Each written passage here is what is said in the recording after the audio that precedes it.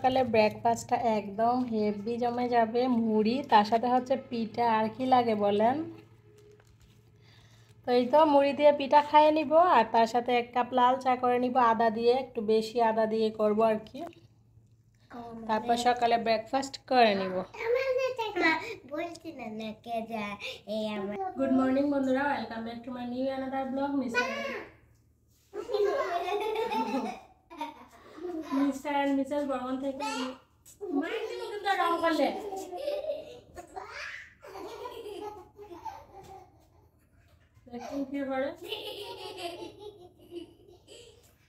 যাই হোক, mister and missus Barman থেকে আমি উত্তমা বর্মন বলছি বরাবরের মতো। আপনাদের সাথে কেমন আছেন সবাই? আশা রাখছি কাছে এবং দূরে, দেশ এবং দেশের বাহিরে যে যেখান থেকে বসে আজকে আমার এই ব্লগ ভিডিওটা উপভোগ করতেছেন, আপনারা প্রত্যেকেই ভালো আছেন, সুস্থ আছেন, আর আমরাও আপনাদের দোয়া, ভালোবাসা এবং ভগবানের আশীর্বাদে ভালো আছি।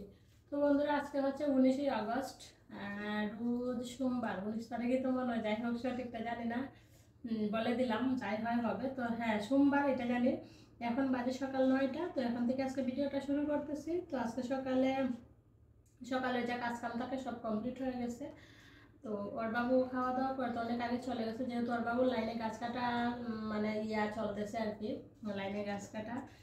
তো সেই জন্য ওর বাবু 7টার দিকে চলে গেছে। তো এখন বাজে 9টা, ওই যে সবাই উঠে গেছে। এখন সবাই মিলে ব্রেকফাস্ট করে নেবো। সবাই বলতে আমরা 3 মা মেয়ে। আর সৃষ্টির স্কুল তো আজকেও মিস গেল, বললাম এই জন্য মিস গেল। তো চলুন আগে ব্রেকফাস্ট করি, তারপর আবার দেখা হবে। তো মুড়ি খাইতে হয়তো একটু চা বসিয়ে দেবো, আদা দিয়ে একটু ঝাল ঝাল করে চা করবো।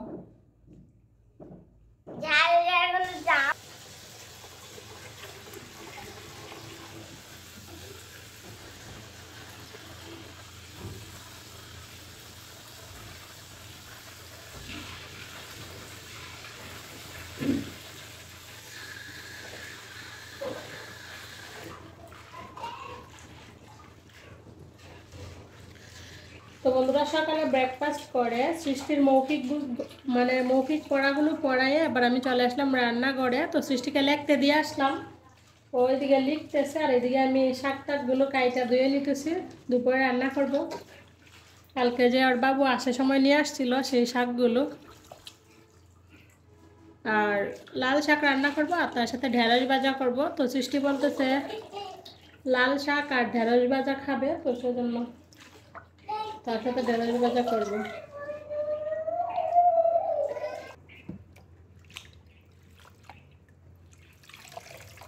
এই তো শাকগুলো ধোয়া হয়ে গেছে, কারণ এর আগে আমি আরও 4টা ধোয়া দিয়ে নিছি। এটা হচ্ছে 5 নাম্বার ধোয়া বলতে পারেন, লাস্ট। তো এবার কয়েকটা পেঁয়াজ রসুন কাইটা নিব, শাকটা রান্না করার জন্য কাইটা বসাই দিব। দেখেন কত সুন্দর লাগতেছে, লাল। প্রায় অনেক দিন পর লাল শাক খাইতেছি। এখানে আসলে শাক টাক বেশি খাওয়া হয় না, বেশি পাওয়া যায় না। কালকে যে 1 কেজি ঢেঁড়স নিয়ে আসছিল, তো সেখান থেকে যে আধা কেজির মতো হবে, আমি এই বক্সে রাইখা দিলাম। আর আধা কেজির থেকে এখানে মনে হয় একটু বেশি হবে। যাই হোক, দুপুরে রান্না করব, ঢেঁড়স ভাজি করব। তো অর্ধেক দুপুরের জন্য নামাই নিলাম, আর অর্ধেকে যে বক্সে করে রাখবো। বক্সে করে রাখলে ভালো হয়, ফ্রিজও নোংরা হয় না, আর শাক সবজিগুলো একদম টাটকা টাটকা ফ্রেশ ফ্রেশ থাকে। তো চলেন আবার ঢেঁড়সগুলো কাইটা নিব, আবার তার সাথে কয়েকটা পেঁয়াজ রসুন কাইটা নিব শাকের জন্য আর কি। তোর বাবু যেহেতু দুপুরে বাসায় থাকে না, তো সেজন্য এত মানে রান্না বান্নার বেশি একটা নাই। আমরাই যেহেতু খাবো, তো সেজন্য আর কি।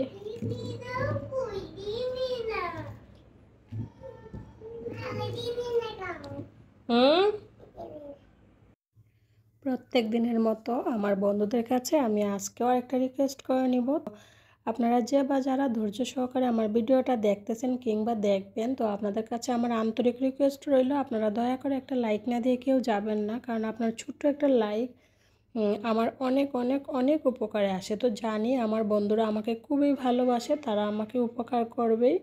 আর তার সাথে অবশ্যই আপনার করে জানিয়ে দিতে পারেন আপনার মতামতগুলো, কেমন লাগলো ভিডিওটা।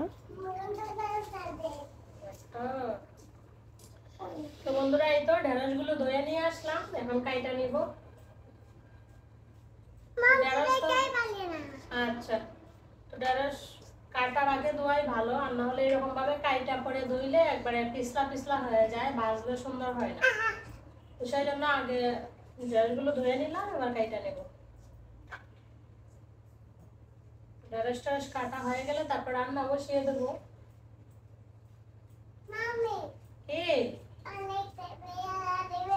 কি দিব? পেয়ারা?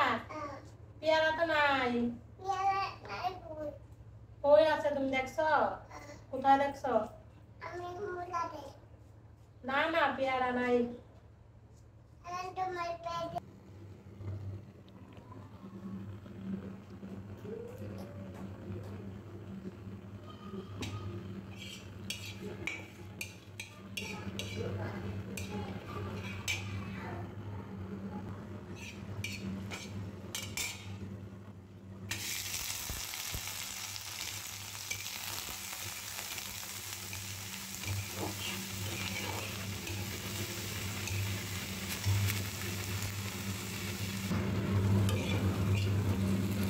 এই তো পেঁয়াজগুলা গোল্ডেন কালার হয়ে গেছে, এবার শাক দিয়ে দিব।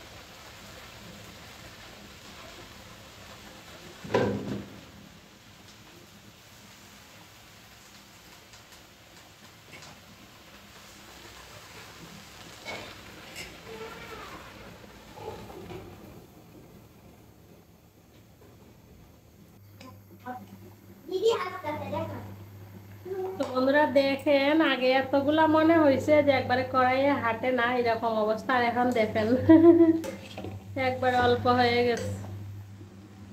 শাক জিনিসটা আসলে এরকম, তাই না? প্রথমে দেখা যায় অনেকগুলা, তারপরে একবারে মিলাই অল্প হয়ে যায়।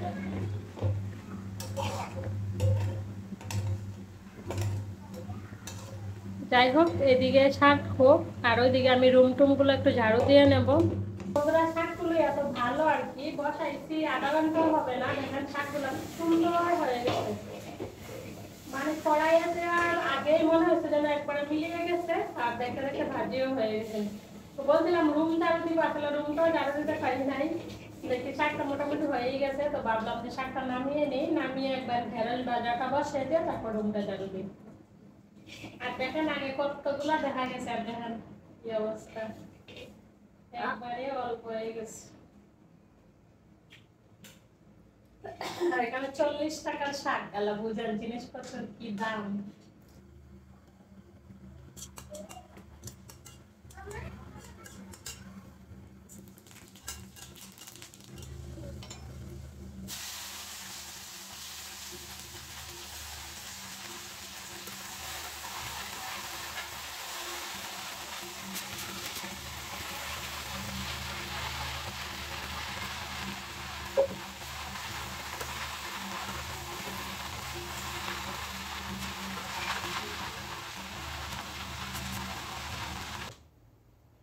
বন্ধুরা, এই যে রুমটা ঝাড়ু দিয়ে নিতেছি, ওদিকে রান্নাবান্না মোটামুটি হয়ে গেছে, ঢেঁড়স ভাজি হয়ে গেছে। এখন নামিয়ে নিব রুম ঝাড়ু দিয়ে, তারপর ভাত বসাই দিয়ে যাবো স্নানে। তো যেহেতু আজকে তেমন কোনো কাপড় চোপড় নাই, কয়েকটা 2-3টা কাপড়ই, তো ভাত বসাই দিয়ে যাবো। স্নান থেকে এসে দেখবো পরে সুন্দর ভাত হয়ে রয়েছে। এদিকে ঝাড়ু দিব, মাইক দিব পরে দিদির মতো। নামো তো, নামো নামো নামো, যাও যাও।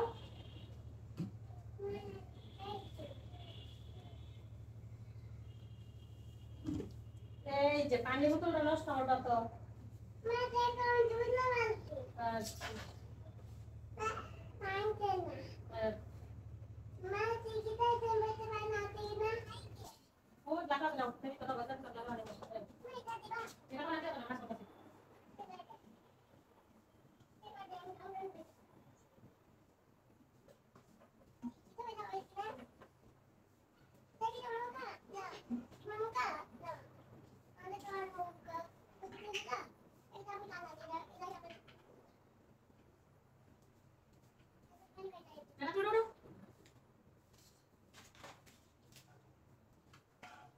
যে কোনো জিনিসের ক্ষেত্রেই মনের শান্তি হচ্ছে সবচেয়ে বড় শান্তি, তাই না? চোখের শান্তি হচ্ছে সবচেয়ে বড় শান্তি।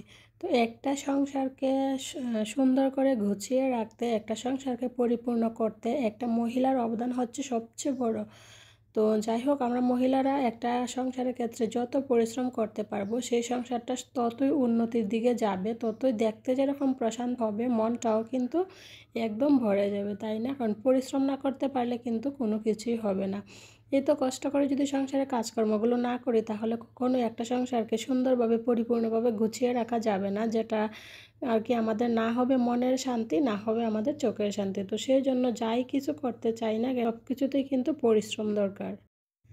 তারপরে রুম টুম ঝাড়ু দিয়ে রান্নাবান্না একদম কমপ্লিট করে চলে আসলাম বাথরুমে। ওই যে হালকা পাতলা কয়েকটা কাপড় ছিল সেগুলো ধুয়ে দিব, সেগুলো ধুয়ে দিয়ে একবার স্নান টান করে নিব।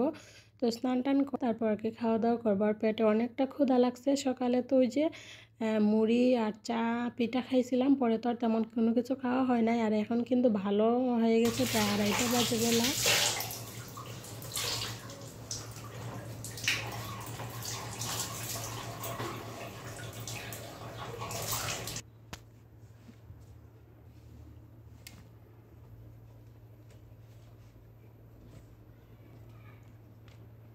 স্নান টান করে চলে আসলাম, ওই যে ভাত নিয়ে নিছি, এবার ভাত খাবো। তো ওই যে এখানে লাল শাক আছে, হচ্ছে ঢেঁড়স ভাজি, আর এখানে ঢেঁড়স ভর্তা। তো আমি ঢেঁড়স ভাজি।